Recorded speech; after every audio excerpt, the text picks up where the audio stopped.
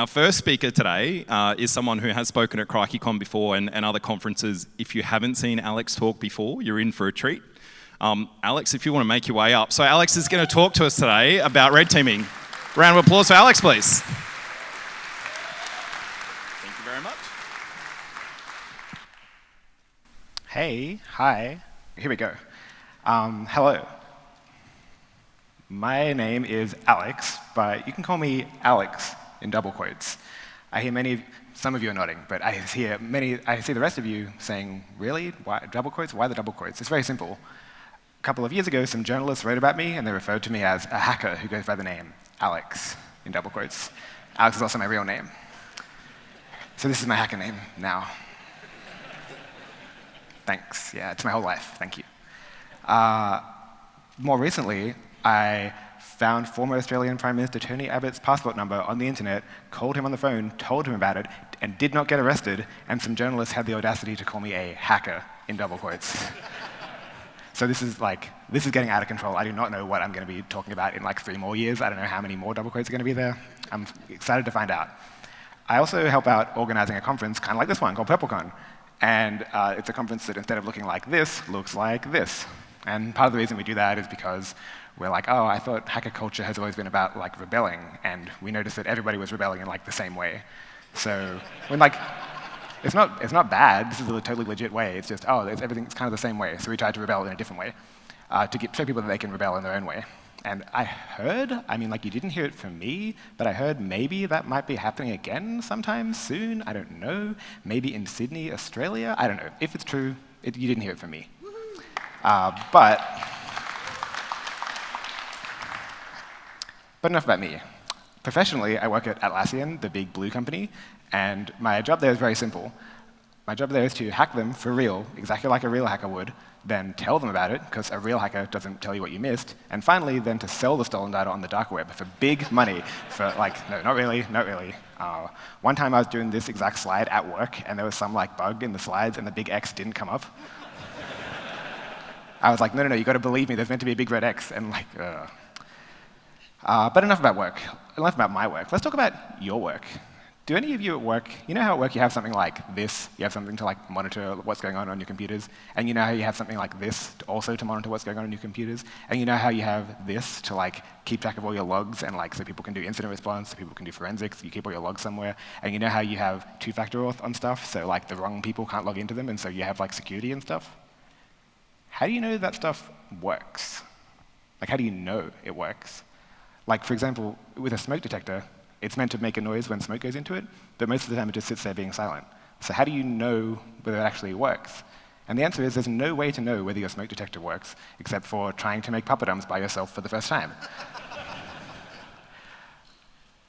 Similarly, with antivirus or whatever your security thing that tells you everything's okay is, if your alarm isn't going off, if your alarm says everything's okay, is everything okay? Or is your alarm broken? Or has someone found a way to go past your alarm? How do you know the difference?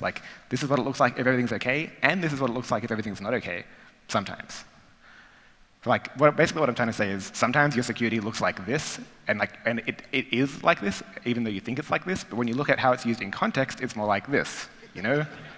I love this image, by the way. This image warms my heart. I'm glad I could share it with everyone. So for example, there's these combination locks, we're going to put a lock on the door so no one can get in unless they know the 4-digit code. In theory, that works. In theory, no one's getting through your door unless they know the code. But then you actually test it, you look at how it gets used in context, and it's like this. I don't know the code to this lock, but in a way I do, you know? In a way we all do. I also love this image. Basically, what I'm saying is today I'm here to talk about how to test whether your security actually works. Because we have all these security things, but how do you actually know that they work? And this is called red teaming for some reason. I'm sorry it's called that. And that's what I want to talk to you all about today. So all these cool kids do red teaming, I found out recently. And so I was thinking maybe you should do it too. Maybe it's good for you. But let's talk about what it actually is first. Firstly, let's talk about the name. I'm so sorry it's called red teaming. I don't know why it's called this. I do. It's from the military, from when they used to do practice exercises. The red team was the attack team, and the blue team was the defense team. The red team may have been colored red because it was meant to represent the Soviets. I'm not sure. And basically, the red team just means attack team. And I hear many of you thinking like, oh, that's so cool, it's like a color thing. But what if the two teams work together? Would that be like purple team? Or what if maybe there's another team that does attack and defense, and that's purple team? That could be cool because it's red and blue. And then maybe the team that's on the side watching, maybe we could call them the green team. And no, you can't be doing this. You cannot name stuff like this, otherwise people will do this kind of thing. This is like a real thing that I've really seen people put up on stage, and this is why you can't name stuff like that. Like someone will go up here on a stage and present this color wheel and talk about it unironically, and I'm like, you live like this? I don't know. So just as an industry, we need to move on from the InfoSec color wheel. Thank you for your time. Okay, we're back to talking about why do we have all this security stuff? And to some extent, I don't just mean this software, I also mean the people and the processes and the stuff that we do to try and make us not get hacked. I think the main reason that we have all this stuff is to prevent this happening to us, right? The main thing we want to do is to not be in the news headlines for, oh, this company got hacked and all the secret data that their customers trust them to protect got stolen. That seems pretty bad. So this is the assumption that I'm making, that we're all on the same page, is this is what we're trying to avoid. So one way to look at that is kind of like a science experiment. You can think of it as the hypothesis that your company or your organization or whatever is sort of implicitly making is, it's okay. We don't need to do anything because that won't happen to us, that couldn't be us. And so then what if you want to test that? In that way, red teaming is literally just hypothesis testing. It's actually testing the stuff. Even if you believe it to be true, you still got to test it to make sure, is it true? And so the experiment then is well, what if we tried to disprove that hypothesis? What if we tried to prove it wrong? So I guess we should try and hack ourselves the same way we think a real hacker would hack us and see if it works. And I know it sounds scary, but it's not that bad. Because there's two outcomes. Either you try and hack yourself and it works, and then you're like, oh wow, now we know. Now we know this is what it would take to hack us, and we didn't think that was possible. Or maybe you did, I don't know. And also, because it was you doing it, nobody got hurt. You didn't actually get published in the news. You didn't actually lose your customers' data. Nothing bad actually happened. It was just a safe practice. And also, it's sort of objective what happened. It's experimental data. You did something, and no one can say, oh, no, I don't think that's possible, because it definitely happened. It's not just some guy's opinion who's yes, that's secure and that's not secure. There's actual evidence. And also, now you can fix it, because now you know about the stuff you didn't know about before. And if you try and hack yourself and it doesn't work, you're oh, good. Now we know all of our stuff's working. But you didn't know that before necessarily. You just kind of thought it was working. But now you actually know it's working. And I know this sounds kind of exciting, right? Oh, I get to hack the company I work at. That sounds good. What should I hack? Should I just break into the office and just start stealing stuff? Should I just hack the CEO's email, or should I just put malware on every computer and believe? What should I do? It's so exciting. Probably what you should do is whatever the actual real attackers are doing, right? Because the thing we're trying to avoid is being in the news. So you probably want to try and figure out who would attack you, what would they be trying to do, how would they do it, and then try and do that yourself. Statistically speaking, that's probably ransomware for most of you in the audience. But it doesn't have to be. Okay, that's what it is. Now I want to talk about how do you actually do this thing? How do you actually execute this experiment? First of all, I wanted to show you about my work and how I do it. At work, I have two laptops. I have my real, actual work laptop that my work gives me, and that has it's got my work email account logged into it. It's got access to all my work stuff that I get as an employee, and it also is monitored by the work police. They can see, they've got all their endpoint monitoring software. They can see what processes are running on there. They can see stuff about it because it's it's their work computer. But also, I have this unmarked, untraceable blank laptop, which has nothing to do with work, but which they also paid for. So I had to ask them, hey, can I have a new laptop? And they're like, sure, hand in your old laptop. And I'm like, oh, no, I need two laptops. I'm going to keep my old one. And they're like, oh, okay, what's the new one for? And I'm like, I'm just going to need you to not ask any questions and hand over the laptop. And they did, which was nice. And part of the reason we do this is because, this is fair, right? This is a real hacker can't use my work email to do stuff and can't show up as me. And also, my work can't see everything that's happening on a real hacker's laptop. So this is kind of, the point of this is to separate my work identity from my crime identity. And so the laptops are completely separate. They have different accounts, they have different emails. But no one uses their real names on their crime laptop.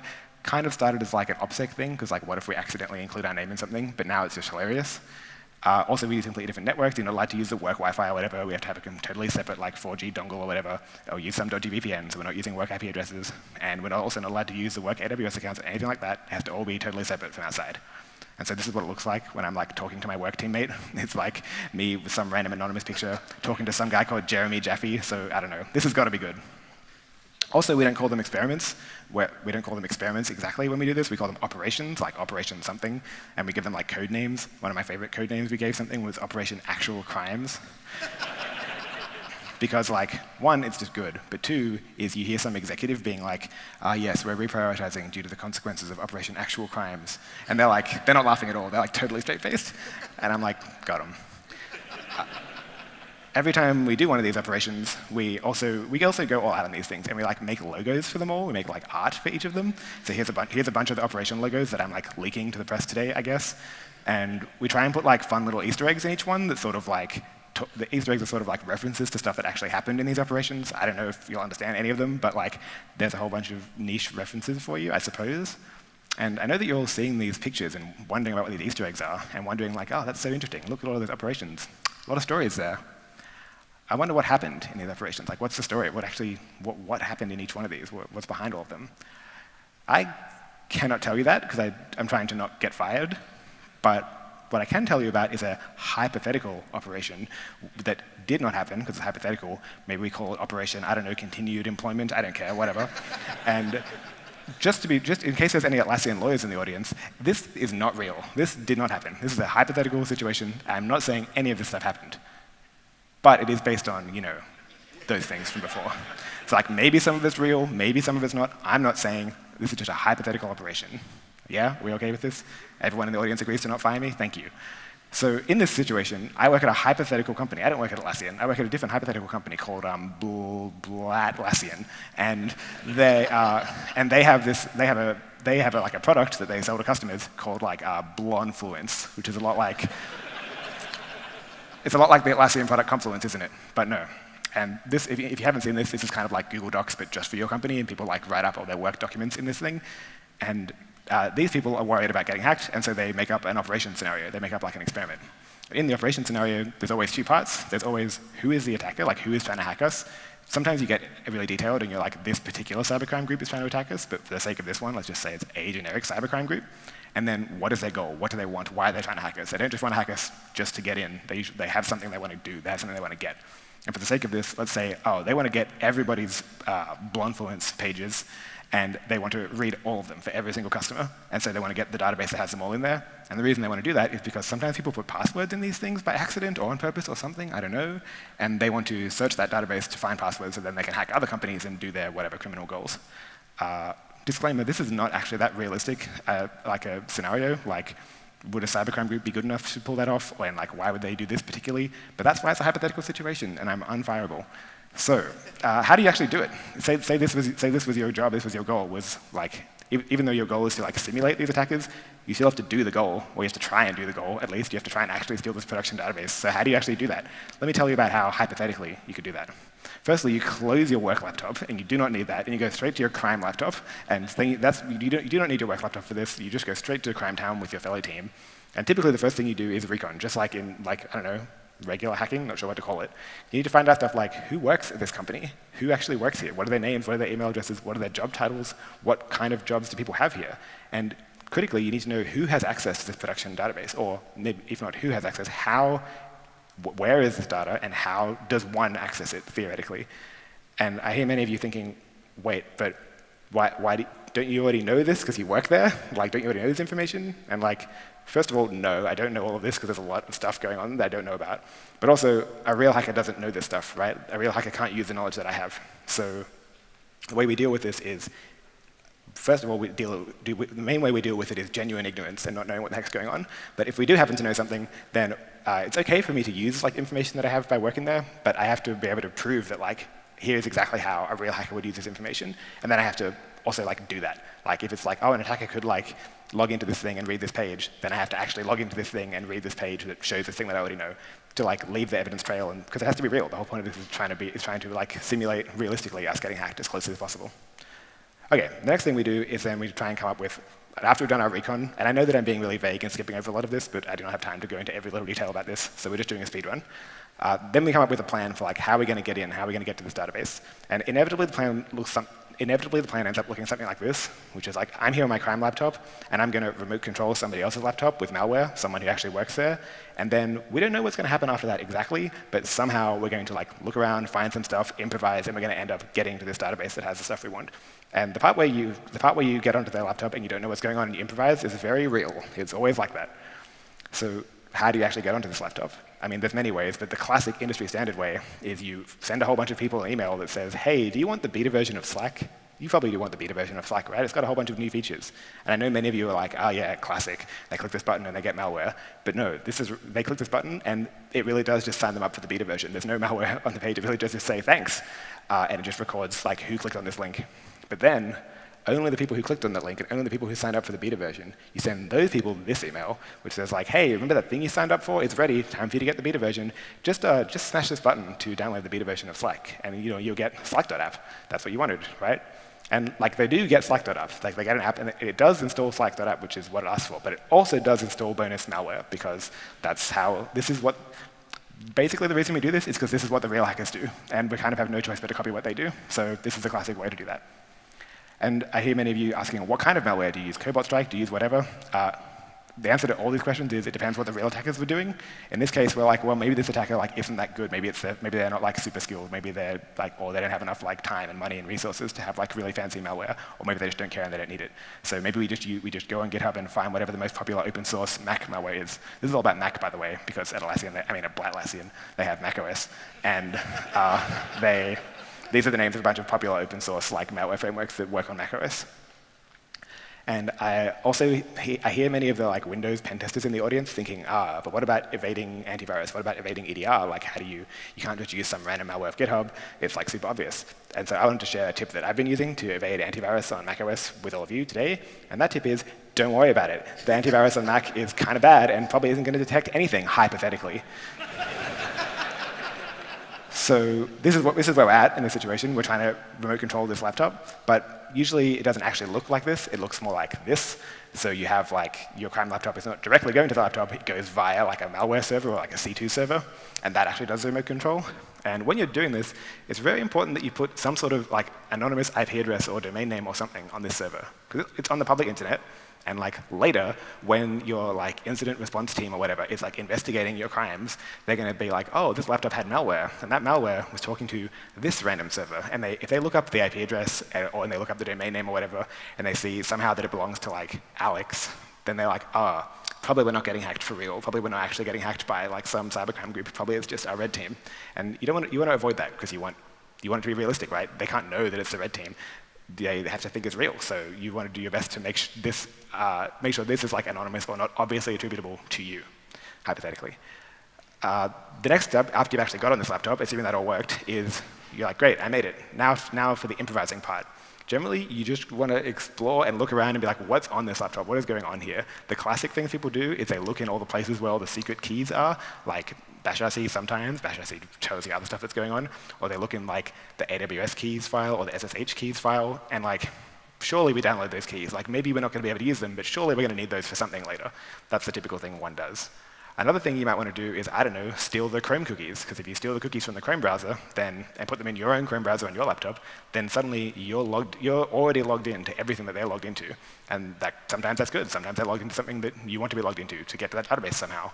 And it's also good because even if they have 2FA on something, they log into something, they do the 2FA code, and then they get the cookies. And you don't need 2FA if you already have the cookies. So it's very convenient because 2FA is really hard to get around, and no one knows how to get around it, except for stealing the cookies, I guess. You might be wondering how to actually steal the cookies. How do I actually do that once I'm on the person's laptop? I mean, I guess in theory you could use a technique that someone published in 2018 that still works to this day, hypothetically. But I'm not saying. Another thing you might want to do is SOX proxy through the malware. The reason you might want to do this is because the malware is running on their computer, which is running on their like internal network, and sometimes there's stuff that you can only see when you're on that internal network. And even though your malware is on their computer, you can just execute code through it. You can't like make internet like network requests through it unless you make some sort of proxy through it, probably a SOX proxy. This is like has some downsides in that like if the laptop is closed, you're not proxying through anywhere. It only works when the laptop's awake. And also it's often very slow and painful because the proxy is going over some jank malware protocol and breaks all the time, but it's technically possible and often a good idea because maybe you want to be able to see all that stuff that's on the internal network. So what happens after you do all those things, or some of those things? Typically, there's a lot of being confused and not knowing what the heck is going on. Because there's like so much, you've just got like so much information, you've just got in, there's like so much going on this computer, there's so much going on like in this company, and like say you stumble upon this thing, you're like, oh cool, look, I found an API key, nice, I'm doing it, I'm hacking. And then you're like, well actually, hold on, I found this blogmon API key, like what is blogmon, or whatever the internal code name for this thing is it good? Is it the database? Probably not, it's probably some other thing. Does it have the data that I want? And also, say I have this API key, where do I put the API key? What do I request it? It's just a random API key, and I don't know. It's my first day on this job. It's my first day on this person's job, I guess. And I'm like, where do I use this API key? I don't know. And is this key, is it like a real API key that works in the production, or is it some staging or test one? And also, is it even valid, or is this key like expired and doesn't work anymore? These are the questions you have to ask, and these are all really hard to answer when you don't know what you're doing because it's your first day of someone else's job. So typically, the next thing you do is make another plan again. And this is like the hard part. This depends on what you find there and stuff, but this is where you got to just believe. So let's just say the plan ends up being like, OK, let's try stealing the Chrome cookies, and let's try using them to log into the AWS console. Maybe that works. And so you wait around for a while for the person to log into the AWS console. Then you steal their Chrome cookies via, I don't know, any technique. And then you log in, then you try them and you put them in your browser, and you go to the console website, and you're like, oh, look, it worked. I'm logged into the AWS console as somebody else. And you're like, nice, I'm doing it. But then you look a bit closer and you're like, why is it so empty? Oh, it looks like I'm logged into some account that's just some random, boring, empty developer account. Like, I did log into this, like this person really did log into this account, and I'm logged into it too, but this isn't like the one that I'm looking for. Like, there's a lot of stuff that I'm not looking for, and in a way, I just spent all that sort of time and effort logging into this thing that was sort of empty and kind of a waste of time, hypothetically. So, and also, when you do that, when you log into that random empty account that wasn't even the one you're looking for, did you remember to use the SOX proxy? Did you remember to go through it? Or did you just log into their AWS account through some extremely sketchy IP address that should never, ever be there, and that is extremely obvious because it's not on their internal network and shouldn't even be able to view it? And did you just set off an automated alert, and is the entire incident response team coming for you, and are they going to delete your malware and kick you out, and you're going to have to start all over again, hypothetically? And then, after that, somehow you steal the production database. You find some way there, you get the production database, you download it, you're like, nice, we did it. You exfiltrate it to your own server somewhere that they don't control, and because that's what a bit hacker would do, and then you say, objective complete, operation over. But it's not actually over there, because what about the incident response? Like, if this really happened, since we're trying to do a realistic experiment, the company would like find out and like panic and like investigate about it. So sometimes you get caught for real, but sometimes you need to arrange yourself getting caught because you've already finished your objectives and you're like, well, there needs to be an incident, otherwise I'm not red teaming, I'm just hacking. Like, I need to tell them that I'm there. So you arrange some realistic way to get caught. You go like, whoops, did I do that? And like you make some mistake, you make a lot of noise, maybe you set off an automated alert like that on purpose. And then the important thing is you let your company or let the team or whatever, let them practice the incident response. Like, let them go through the whole incident, let them like call people in different teams, let them like panic about it, let them like try and figure out what's going on, let them investigate, let them make mistakes, because after this you're going to tell them all how it's done. And it's really valuable practice for them to be able to, one, just to be able to practice against real attackers, if that's not a problem that you have already, and two, to like be able to do a whole investigation and a whole incident and write up what they think happened, and then to have you be able to write up what actually happened, and they can compare perfectly and see, did they get it all right, did they miss something, or like exactly how it actually happened. It's really good practice for them too. Let them do incident response. You probably don't want to let them call the FBI, because that is a realistic thing that they would do, right, if they were really getting hacked. But it could be really embarrassing if hypothetically they were to call the FBI and then say, help, we're getting hacked, and then have to have an embarrassing second phone call where they say like, oh, never mind, it was actually us hacking us, haha, hypothetically. At the end of all that, you then write a very, very detailed confession letter for all your crimes, which looks like this. And so you write exactly what happened, the whole thing. You don't just write a report of like vulnerabilities or anything like that. You write the whole like narrative of what did you do, what happened, why did you do this, what were you thinking, what were you trying to avoid, what were you looking for. You write all those things, and we write two blog posts actually. We write one that is like the technical one, which is like for the incident response team, and we also write like the same story, but again in a way that's accessible and easy to understand for the whole company. And both of these blog posts are like, there's no access restrictions on them. Anyone in the whole company can read them. And that's been like a really good idea, it turns out. Having everyone, I know it sounds scary, but letting everyone read your like red team blog post reports does a lot of good things. Like, it helps people understand, well, when people read them, they learn the most amazing things. Like, they learn, oh, we have a security team. That's cool. Like, and I don't know, you might not think you need this, but it's very valuable when people learn, oh, we do security here, huh? Like, it's great to have that. And they also learn stuff like, oh, this is why security is important. This is why other people are worried about all this stuff so much. This is what they're looking for. Oh, okay. And because they understand it and they know it's there, they're like, I don't know, they're not like scared of the red team. They're not scared of the security team. They don't think the security team is the team that comes and tells us we can't do things. They don't bother us. Like, they're trying to help us just like they're on the same team as us, basically, is what it helps them realize. So that's how we do the red team operation. Now for the part that I know you're actually here for. I kind of skipped over this earlier when I was like, oh yeah, and then somehow you steal the production database. But I know you're all wondering, like, how do you actually do that? How do you actually steal the production database? What do you do? Thank you very much.